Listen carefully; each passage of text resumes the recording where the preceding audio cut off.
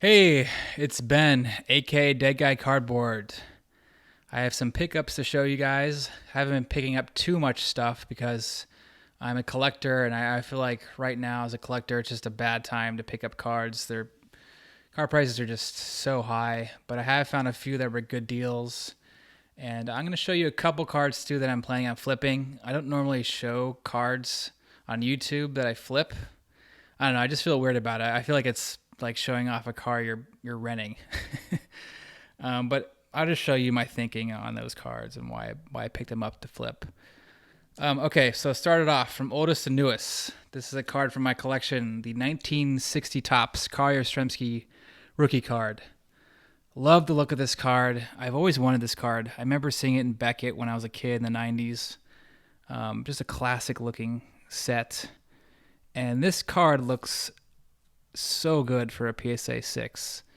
The centering is really great. There's hardly any print marks. This 60 top set, especially for the Yastrzemski card, always has little print marks and roll marks on it, little black smudges. But this has hardly any. I mean, I've seen PSA 9s and 10s that have more print marks in this card.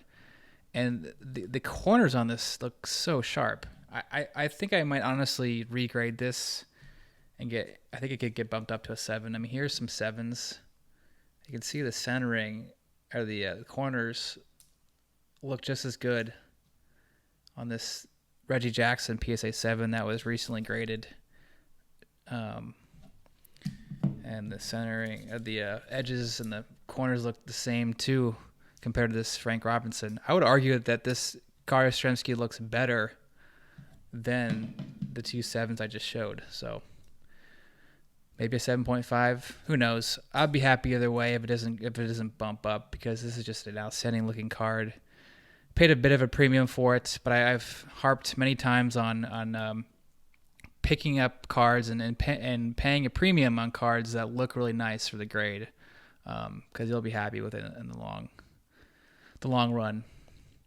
And man, his grandson's really doing well. I think he got called up when he was like 26 or 27, so a pretty old rookie.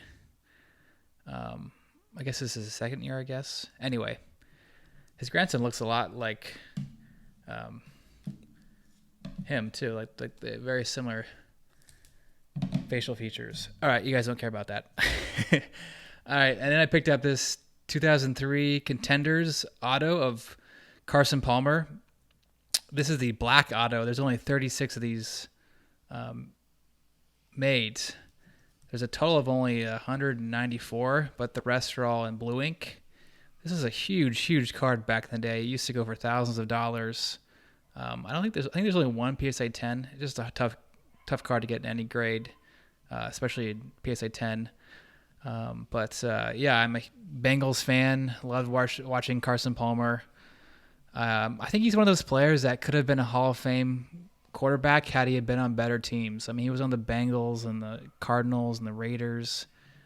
If you watch Colin Hurd's show, The Herd, he thinks he's a Hall of Famer. I don't think he has the numbers to be a Hall of Famer, but certainly just was on bad teams. But I loved watching these two play. This 2001 Topps Chrome football set has really taken off, the refractors. All the rookies were refractors, but kind of a funny story about Carson Palmer. So my friend actually lived next door to him, and this is like his second or third year in the league, and he just didn't know anyone in Cincinnati at the time. So he invited my buddy over when we were like in high school, and I think his brother came over and he was in middle school, and they would play Madden football, and Carson Palmer would never pick the Bengals. And he asked him, like, why don't you pick the Bengals? He's like, why would I pick the Bengals? But big respect to Carson Palmer. This guy had a rocket of an arm, and hopefully Joe Burrow turns out to be as good as Carson Palmer, because I think Palmer was a very underrated quarterback when he played. And then another Cincinnati pickup. This is kind of an impulse buy. I don't normally do impulse buys for my collection. This is the Jesse Winker Bowman Chrome Prospect Auto. He has a card a year prior to this, but this is his first auto. Winker is the only like bright spot on the Reds right now, offense wise. Just the rest of the team just can't hit. We've got really great pitchers. Man, no one's hitting well except for Winker. He's doing things this year. Picked up this 2019 Topps update, Luis Arias. Picked it up early in the season. I thought he was going to do well. I mean, he's just had a great season last year, batting average wise. He reminds me a lot of Jose Altuve without the trash cans. Just small guy, doesn't have a lot of power, but just goes for average and hits. Struggling a little bit this year, but a lot of the players are struggling. This is only his second year in the league. And still a young guy. I think you get this card for under $30. Could be worth picking up. Now we're getting into my love affair for Fernando Tatis Jr. I've literally watched every Padres game. Got the MLB package, and they're just so fun to watch with all the players. Manny Machado's doing well this year. Fernando, pitching staff's outstanding. All those guys seem to be having a lot of fun, and it's Slam Diego. So I picked up a lot of Fernando Tatis cards. Picked up this complete set. This is the factory set card that was entered in those factory sets. So it's kind of like a parallel to the normal 410 card, the horizontal card. So it's more scarce than the normal 410 card because there's just a lot of them out there. They're also entered in factory sets, but I don't know if this card's ever going to pick up steam because factory set cards don't do as well as the normal cards inserted in hobby boxes. He's struggling a bit right now. I mean, he for the longest time he was like a lock for the MVP this year. Last couple, like 10 or so days, he just hasn't been hitting well. Still doing really well defensively, but he has a bit of a slump. So hopefully he'll turn around and maybe he has a chance at MVP this year. Still only 21 and just the second year in his second year. But so my wife several months ago, actually like in March, I was saying how crazy these card prices are, and she's been very supportive of my strange card collecting habit and hobby. And she just kind of out of the blue, I didn't coax her into this. She just said, I will give you money. I'll give you $5,000 to invest in basketball cards or sports cards for me.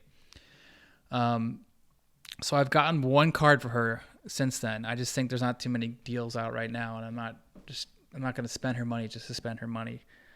But this one card I bought has done really well. It literally went up $1,000 by the time we got it in the mail. It's a 2019 Topps Sapphire Tatis. Sapphires are the card to get of players nowadays. Unfortunately, the 2019 sapphires aren't like a blue sapphire color. They're just kind of a normal atomic color, but still really cool looking. And these are believed to be out of 1,000. Whereas the Acuna one from last year is, I think, out of 250. So this one's not as rare, but it's certainly a key card to get. And I had buyer's envy after she got hers. So I picked up this Beckett 9.5 True Gem 10 centering.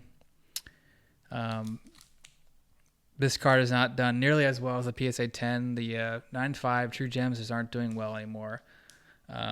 But I don't plan on keeping this for my collection. I just spent way too much on it initially, and I don't want to hold on to it. I'm a huge Tatis fan. So I might cross grade this and see if I can get a PSA 10, or I might just hold on to it. But man, I love the look of these cards. I'm tempted to hold on to it. It's just so nice looking. First time I've had a sapphire card in hand, so I get the appeal of it. And then I have, once again, I said I have a love affair for Fernando Tatis. I picked up this bad boy. It is the 410 base parallel. This is the Mother's Day out of just 50. They also call it the pink.